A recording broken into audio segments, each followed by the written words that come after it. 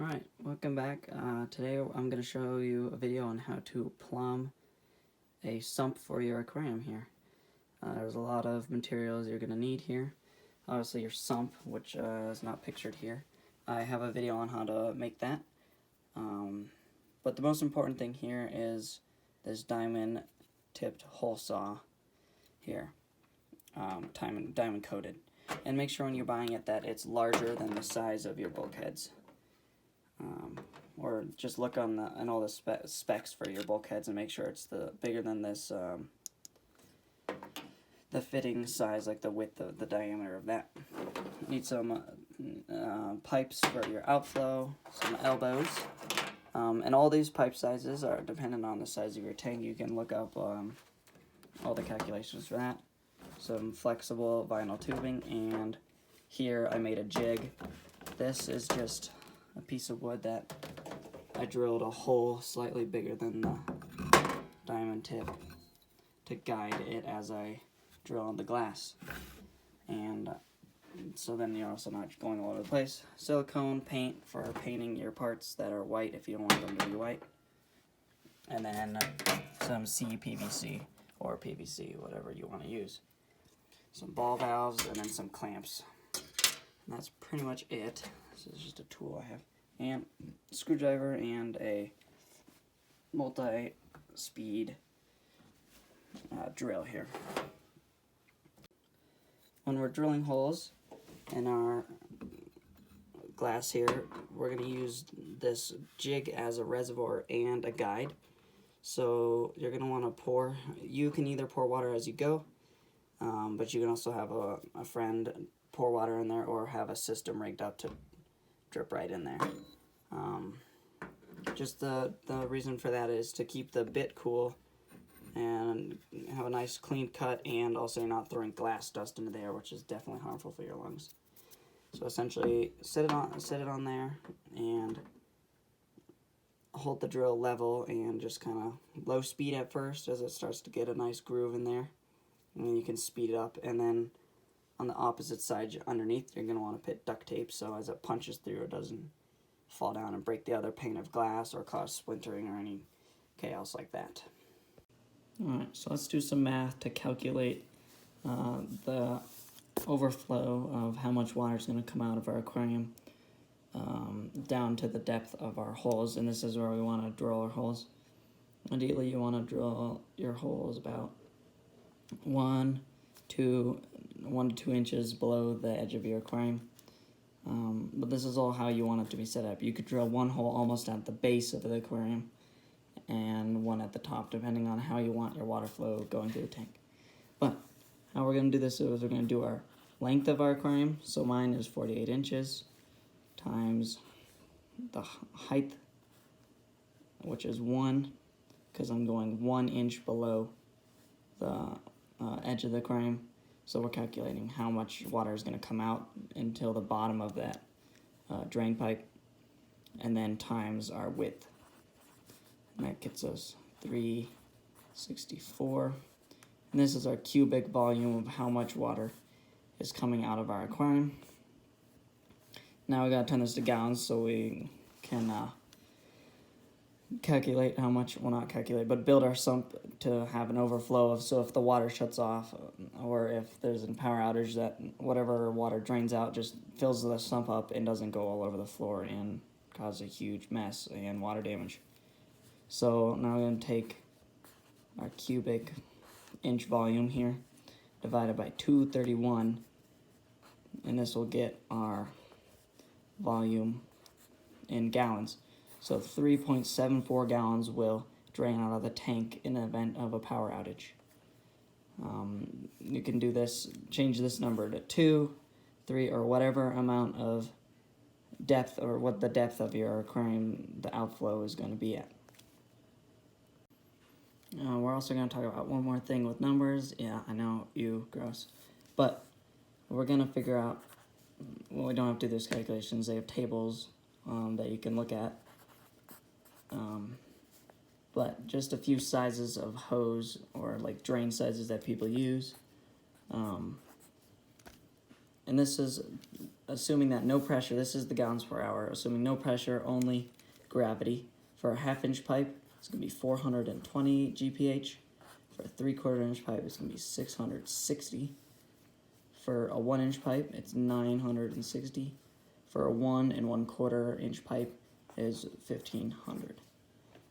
So this will help you figure out how big of a pump you need to buy and what you need to be running at it to keep enough water from either being in your sump or too much leaving your sump and running your pump dry and causing harm. So I'm using a 1/2 inch pipe, so I'm going to match around 420. I'm probably going to run it at 500 because you're going to want a little more going out than in, so then you're not flooding your sump.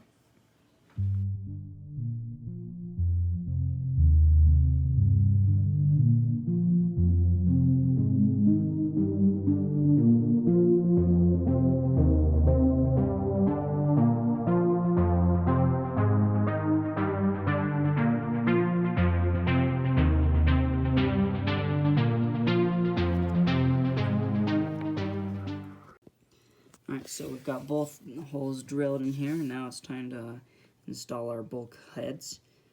It's as simple as pitting the bulkhead through, and make sure your gasket is on the inside of the tank, not the outside, just to make sure it has a good seal. The outside, you can buy a gasket for the outside if you really want to, but it doesn't make a difference.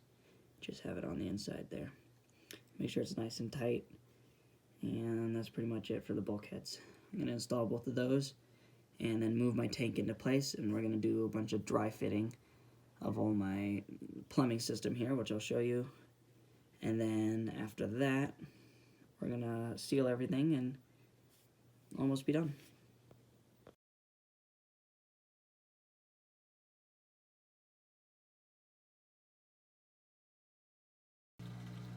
Okay, we're going to start with the drain here, or the outflow. As you can see, I've put the strainer on here. It just fits right into this bulkhead. I'll put all the links to all these products in the description below. But first, we're going to just take a 90 here, and stick a 90 right in there. We're just dry fitting everything, so we don't need to worry about sealing yet. Start with a 90. Next, we're gonna put in our length of CPVC. Most of this is Schedule 40 and CPVC. There we go.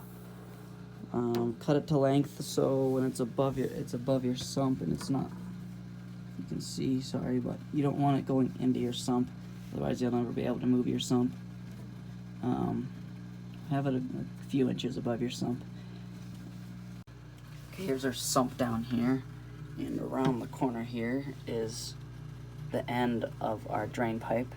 And you're going to connect a vinyl here, and then have it go down into your sump over here, into the first baffle, and then obviously on the side you're going to have a vinyl tube with your pump going back to the outflow or your return.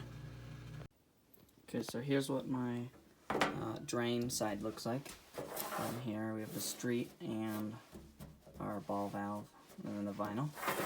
And then up here we have our 90. That's going to connect to our bulkhead here. And we're going to cement these two ones, and that's it. Then when the 90 that's going to the bulkhead, I'm going to silicone it so I can break the connection if I need to.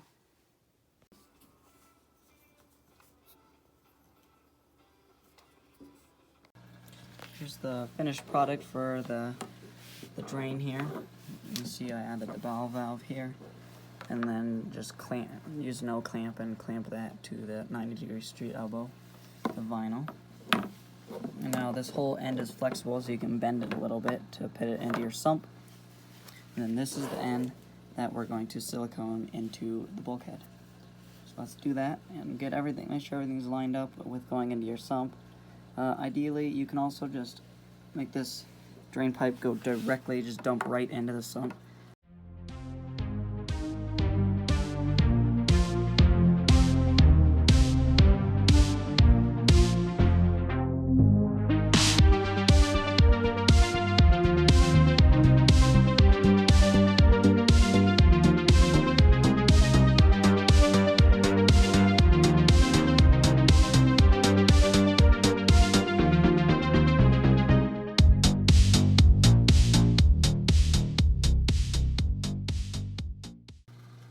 And the return is pretty simple.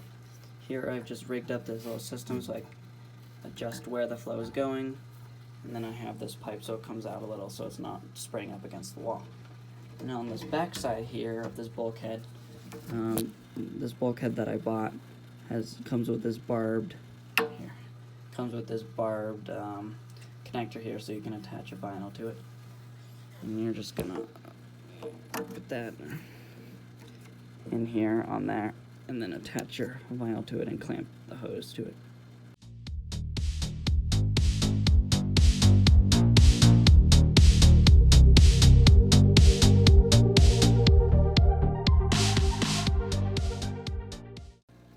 Alright, as you can see here, I've got the silicone to the bulkhead and the O-ring clamped on over the vinyl hose that's attached to the barb fitting, and then you can see it's running down to my sump. Alright guys, so it's been more than 24 hours, all the silicone is cured. So let's do a quick little water test and see if everything works properly, no leaking. So let's fill this tank up.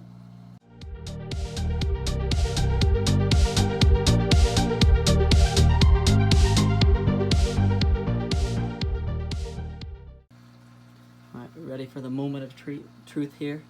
We're going to open up this valve here and fill our sump.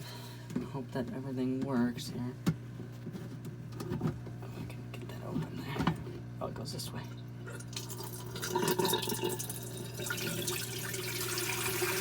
That is noisy.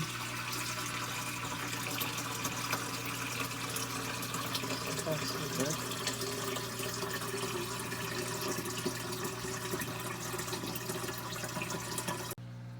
Okay, so everything's working pretty flawlessly so far.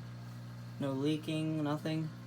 I'm gonna let it run overnight, and then I'm gonna drain this tank again and do some more things with it. Start aquascaping. But we're gonna let it water test for a little bit longer. One thing I would recommend that I didn't do is make your drain side hose or your drain side larger than your input. It's because I had to do some balancing with the pump, so the pump isn't running at full speed. I'm not getting the maximum amount of flow I can get out of this tank. But still a great improvement from the hang-on back filter I used to have on this. And as you can, I don't know if you can see very well, but it's moving the water across the tank pretty darn well. And this filter head I've got on over here that I've made from some PVC, spray painted black with Krylon Fusion, which is the only type of spray paint you can use for the aquariums. But it's adjustable, so I can aim it wherever I want, which is pretty cool. So that's pretty much it for this video. Stay tuned, subscribe. If you enjoyed this video or if it was helpful, please leave a like, and see you in the next video when we start to put some plants and rocks and dirt in this thing.